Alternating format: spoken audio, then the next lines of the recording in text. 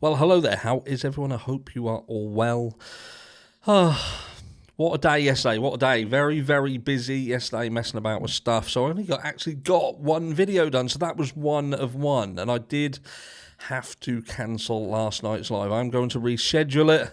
I will reschedule that for Sunday. So keep your eyes out. Like I say, I'll explain more on Sunday. Today is not the day for it. This video is not the day for it. But I must say, by the way, you are looking absolutely amazing. Let's get straight into the meat and potatoes. I'm doing this video because a lot of people have reached out to me, reference the interview with Ethan Chapins' parents. I think it was KTVB. I think that's the right initials off the top of my head. I'm getting old. I don't have the best memory in the world, but they did an interview with this news station, and some different people had some different thoughts. Some people didn't think much of it. Other people felt that the creepy needle went well and truly off the scale. So let's just start by saying, look, this is just my opinion. This is my opinion. My opinion has no bearing on anything whatsoever. It's just an explanation of what I feel when I look at it and how I see the bigger picture about what has happened. And yeah, it's one of those. So this is just really an opinion video from an idiot. The first thing I'll say, reference the vibe that I got from it, was this, and that is there seems to be a massive disparity between Ethan's mum and Ethan's dad. Ethan's dad, I think that we can all agree, is showing the signs of a man who is truly broken. You know, the guy, he's gone 10 rounds with Mike Tyson in his prime, and he's not won. And my heart goes out to that man. He held himself well, and he's clearly a very, very hurting parent.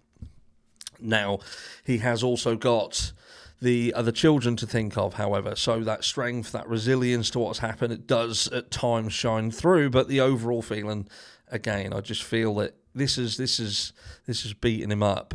And what can you expect? We're a year down the trot, and when you think that we're not any further forward in time in terms of the court situation and getting some form of, I'm going to call it as it is, but retribution for what happened, and as much as the overall stance of the family, apparently, which we're going to get to, is, you know, this isn't going to change anything. I'm telling you now that guy is inside. He is going to want retribution for his son.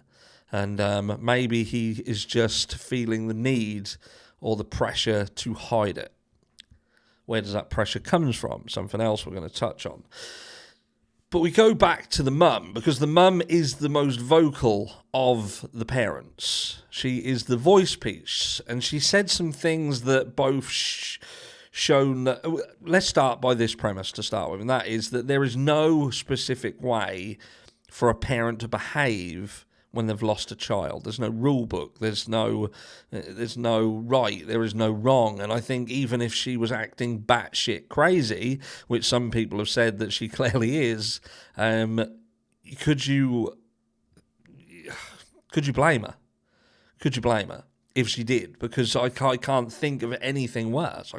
I genuinely can't. But that being said, there was elements of the interview and the things that she did say that, again, and I touched on this when we looked at the CrimeCon situation, and that was, I felt that when you heavily resonate with a big shadow that hangs over this situation, you're almost challenged to question the if that person is being genuine or they are indeed being disingenuous. And I hate to do it, but I can't help it, because Ethan Chapins' mum resonates so strongly the seeming mentality of the Greek system, the college system, the fraternities and sororities. There is an echo there. When you think that this college is in the position it's in, I touched on yesterday. If you missed it, go check it out. But, you know, the University of Idaho is in the throes of the acquisition of Phoenix University, a university that itself has been embroiled in problems and issues, and this is a business venture, and this is a business venture that's highly lucrative to the University of Idaho. So there is always going to be this business first mentality, and that is that we must protect the brand, we must protect the situation that we find ourselves in, and that is that we are a town, a location that heavily depends upon the proper functionality of our educational system. That's what brings the money in. And if you throw something into the mix that threatens that, then you're not just threatening that, you're threatening the entire thing. There is a certain fragility that comes with the university and just the everyday life of that town.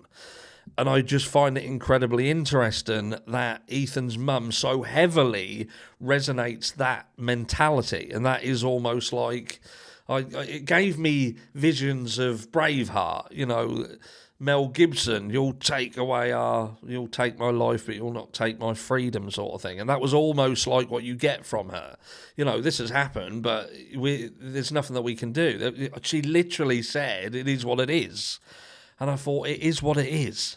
Fuck, that's quite cold. I found that quite a cold statement. It is what it is. Do you know what I mean? If I butter toast and drop it on the floor and it lands face down, it is what it is. I'm going to eat it anyway, the 5-second rule.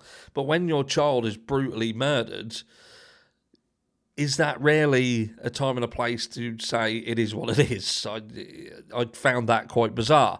But again, it's almost like, because she does specifically go into how supportive the Greek system is. And she said, you can say what you like about it. You can have all the opinions that you want. But we find it, you know, comforting, the friends and the protection, and, you know, that you feel safe. And I found that a little bit of a hard pill to swallow. And I'll tell you for why, because I still think that there is no conclusion in this situation. There is no conclusion. And when you contemplate Ethan's final hours leading up to what happened, you know, there's still questions. You know, we've spoken about them ourselves, and I know some people have a problem. And over the next few days, I'm going to touch on different things that I want people to understand around this case. You know, the difference between true knowledge and true opinion. And there seems to be a real confusion in some people's brains of what those two words mean.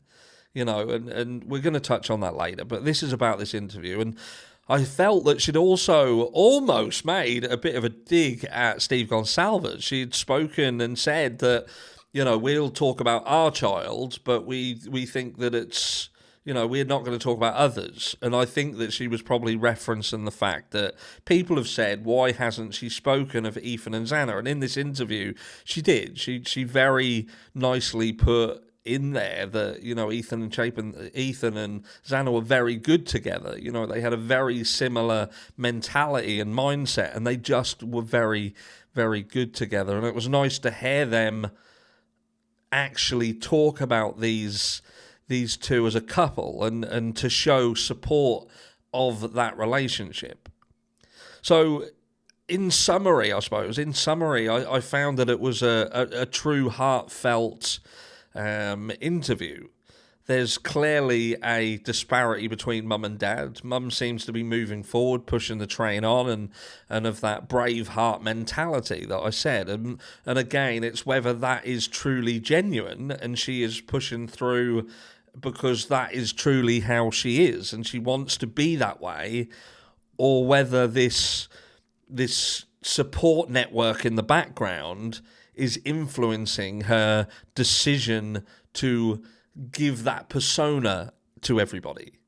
You know, I can almost see the dad being reluctant to do that and feeling forced. He looked almost like, oh, I'm going to be here, I'm going to do this interview because I have to do it, but I don't. I'm struggling with it.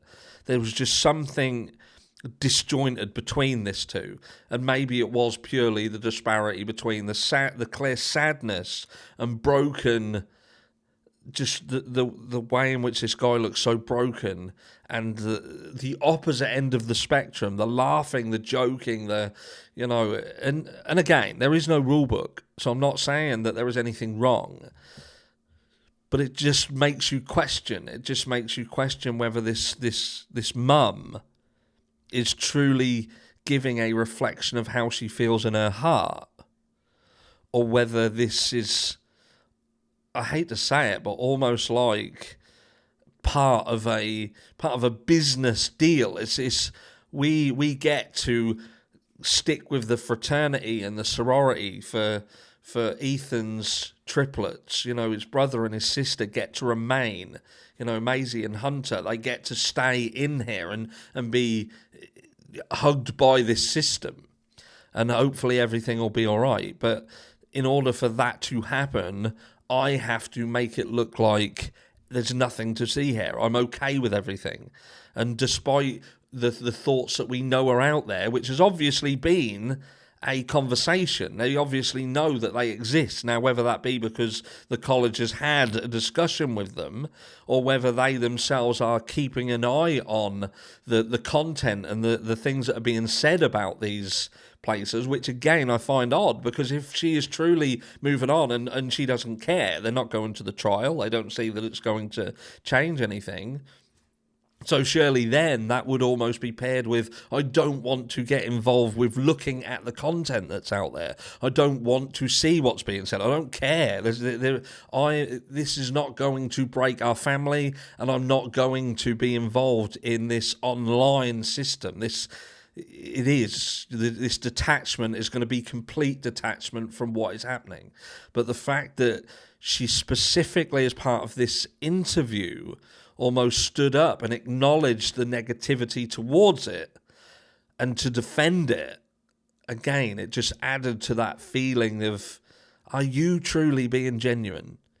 Do you believe what you're saying? Or are you saying it because you feel that that is the best thing to do in the situation that you are in? And is Dad just not 100% on board? Let me know down below what you got from it. Again, this was just my opinion of an interview that you guys asked for. And video 1 of 2. Have yourselves an amazing day. Hopefully it will be as amazing as you look. Because again, you look amazing. And I'll catch you all in video 2.